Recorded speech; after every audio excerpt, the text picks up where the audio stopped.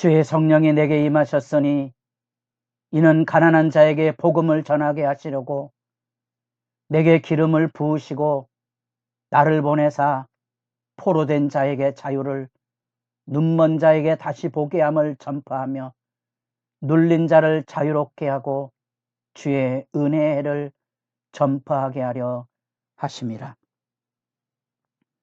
새벽을 깨우는 거룩한 기도자 여러분, 주님의 말씀 그 영광의 돌에 내게 오시는 하나님 나라의 은총의 부음으로 복된 새벽을 열어가는 일에 행복한 증인들로 일어설 수 있기를 바랍니다. 오늘 우리가 읽어갈 하나님의 말씀은 누가복음 4장 14절에서 30절까지의 말씀으로서 이제 4장 14절부터 새로운 단락, 이 갈릴리 사역, 예수님의 갈릴리 사역, 예루살렘으로 올라가는 사역, 예루살렘의 사역으로서 십자가와 부활의 매듭이 이어지는 예수님의 사역이 이제 여기 두 번째 단락으로서 갈릴리를 중심으로 한 하나님의 나라의 권능의 역사가 소개되어 있고요. 이것이 바로 새로운 출애굽이 열려지는 메시아의 역사로서 나타나고 있는 그 당대에 하나님의 아들로 하나님의 말씀으로 열어가는 하나님의 나라가 어떻게 장엄하게 권능의 역사를 통해 펼쳐지는지를 이제 읽어가게 되고, 오늘은 첫 사역지 나사렛 회당입니다. 예수님의 갈릴리 사역의 출발은 바로 15절 말씀에 친히 그 여러 회당에서 가르치심에 이렇게 되어 있습니다. 번역의 모호함 때문에 뉘앙스를 잘 파악하기가 어렵지만 다양한 번역본들을 살피면서 그 뉘앙스를 조금 더 깊이 하시면 예수님의 가르치는 사역이 지속적으로 움직여지고 있는 모습을 이 말씀 안에 담아내고 있습니다. 마치 사단의 권세의 시험과 회방이 있을 때 예수를 통하여 어둠의 세력을 물리치고 하나님의 말씀의 승리의 영광으로 오직 하나님만 섬기고 하나님의 영광을 가지고 세상을 비추는 하나님의 나라의 권세와 능력이 그 복음의 가르치심을 통하여 나타나고, 그 가르치심의 의미를 나사렛 고향의 회당에 들어가 이사야 61장의 말씀을 펼쳐서 예수님이 자신의 사역을 펼치는 구원 사역의 의미를 유대인이라면 누구나 가슴 벅찬 유대 나라의 회복을 꿈꾸는 이사야 60장, 61장의 말씀의 정곡에 하나님의 구원사를 분명히 밝혀주는 예수님의 사역이 이 말씀 앞에 들려지게 됩니다. 아마도 전례를 따라서 랍비들을 유대 회당에서 초대하면 자리를 내어줘 말씀을 읽게 하고 말씀에 설명을 덧붙이는 전례를 따라 예수님도 고향 회당에 들어가셔서 회당장의 소개를 통하여 하나님의 말씀 두루마리를 펼쳐있는데 이사야 말씀을 준 거지요. 이사야 두루마리, 유대인들에게 가슴 벅찬 희망의 이야기, 그 이사야 긴 두루마기의 끝부분에 이사야 61장을 읽습니다. 여러분들이 관심이 있으시면 이사야 60장, 61장과 대조해서 이 말씀을 읽으면 예수님의 의도가 명확히 드러납니다. 그래야 이 22절의 무리들의 반응에 은혜로운 말, 그리고 놀랍게 여기는 신적인 경이로움을 그들이 알면서도 요셉의 아들이 아니냐는 비아냥과 더불어 왜 그들은 이 예수님의 이 말씀의 해석을 듣고 28절에 다 크게 화가 나서 낭떠러지까지 가서 떨어뜨리려고 하였을까? 그것은 이사야 61장을 가지고 있는 유대인들의 기본적인 선입견, 그 말씀에 왜곡된 수용을 예수님께서 깨뜨리셨기 때문에 그런 거죠. 뜻밖의 가난한 자에게 복음을 전하게 하시려고.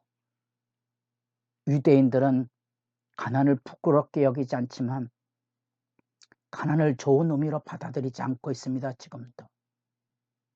유대인은 이제의 밝은 민족이고 돈은 하나님이 주신 재물의 축복으로 이해하고 있는 것은 분명하고, 더구나 복에 매달려 살아가는 우리 민족에게는 복이란 말 자체가 돈하고 관계돼 있고, 가난을 수치로 여기고 돈 많은 이들을 떵떵거리고 숭배하고 부러워하는 우리 시대 현시에 가난한 자에게 복음을 전하게 하시는 이 말은 선뜻 받아들이기 어려운 개념이지요.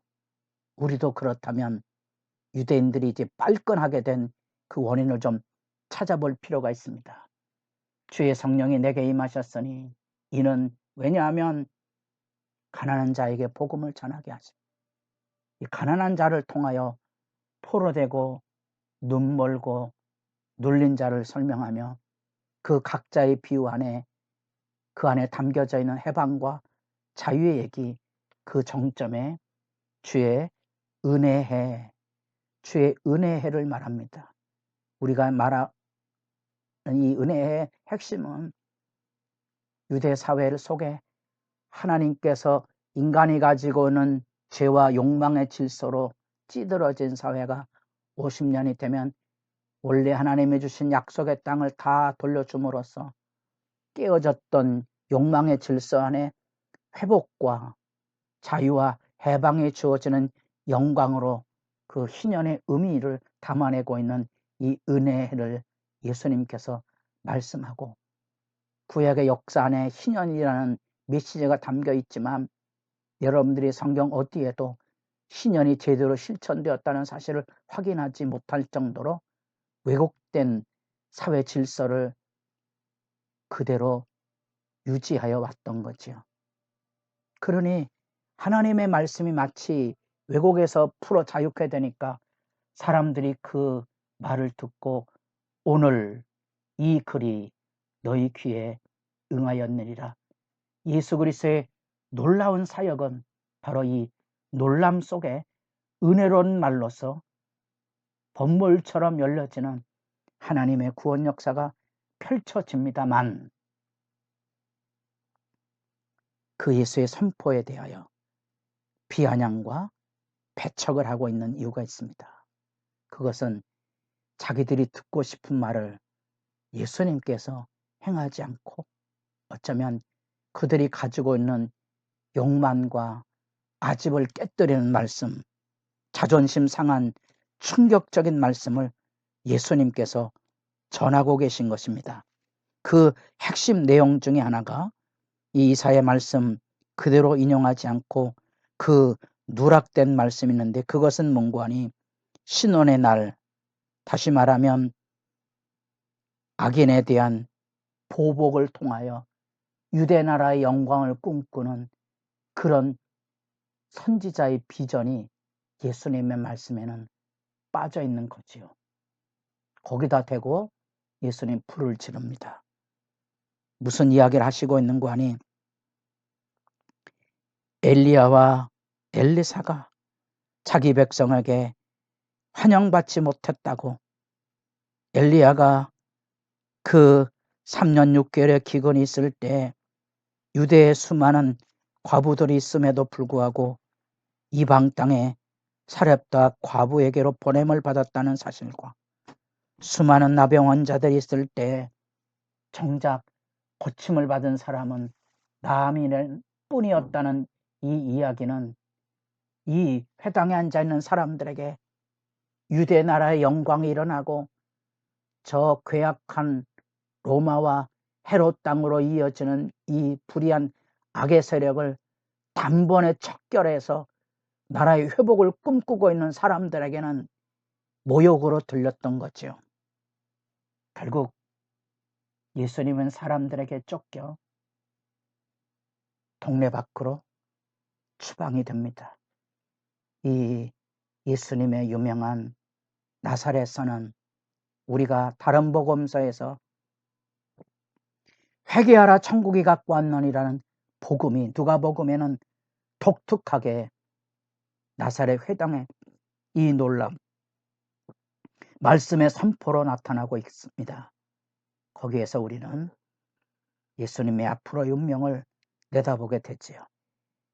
이게 이제 나사렛에 흔히 성지순례 답사들을 가면 올라가게 되는 나사렛의 추락산이라고 명명이 붙은 것이죠. 이런 추락산이 꼭대기에 예수님을 몰아넣고 이제 예수님을 이 낭떠러리에서 떨어뜨리려고 했던 분노에 찬 사람들의 모습을 기억나게 하는 산 정상의 기념탑입니다.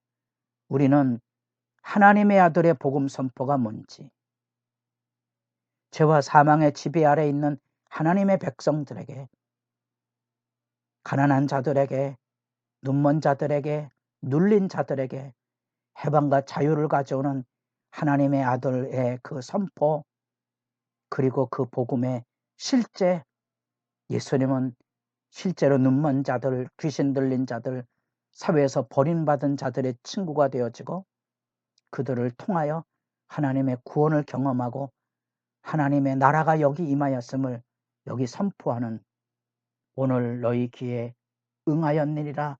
이 이사야의 구원의 말씀이 예수님의 말씀과 사역을 통하여 눈앞에 여기 펼쳐지는 성취를 보게 될 것인데, 사람들은 자기들의 선입견 때문에 자기들 귀에 좋은 말을 들으려고 하는 우상숭배의 거친 심성 때문에 예수의 말씀과 그분을 배척하고 고난과 박해의 길로 내쫓기는 첫 출발의 운명적인 사건을 여기서 우리는 지켜보게 됩니다. 하나님의 아들 예수 복음 안에 서 있습니까? 기억하시고 기도하시기 바랍니다.